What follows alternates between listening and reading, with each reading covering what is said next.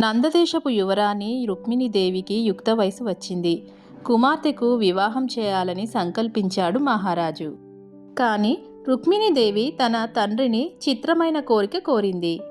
ఆ రోజు నుంచి తాను మౌనవ్రతం చేపడుతున్నానని, తన వ్రతాన్ని భంగం చేసిన వ్యక్తినే తాను వివాహం చేసుకోవాలనుకుంటున్నానని చెప్పింది. ఎందరో యువకులు వచ్చి యువరాణి మౌనవ్రతాన్ని భంగపరచాలని ప్రయత్నించారు.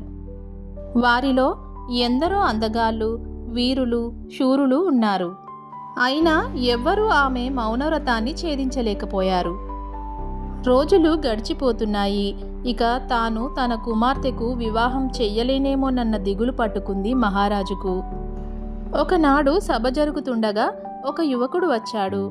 అతని ముఖం తేజోమయంగా ఉన్నా ధరించిన వస్త్రాలు మాత్రం బీదవాడని తెలుపుతున్నాయి. అతడు మహారాజు దగ్గరకు వచ్చి నమస్కరించి, మహారాజా, యువరాణి గారు కొంతకాలం కిందట నన్ను వివాహం చేసుకున్నారు.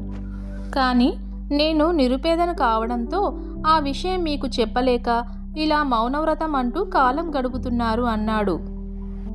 అంతలో రుక్మిణీదేవి లేచి, అంతా అబద్ధం, ఇతను ఎవరో నాకు తెలియదు అంటూ గట్టిగా అరిచింది. అతను చిరునవ్వు నవ్వి, అవును, నేనెవరో మీకు తెలియదు. నేను అవంతి దేశపు యువరాజు వివేకవర్ధనుడిని. మీ మౌనవ్రతాన్ని భంగం చేయడానికే అబద్ధం చెప్పానంటూ మారువేషాన్ని తొలగించాడు. వివేకవర్ధనుడి చతురతకు మెచ్చిన మహారాజు తన కుమార్తెనిచ్చి అంగరంగ వైభవంగా పెళ్లి జరిపించాడు. Please subscribe.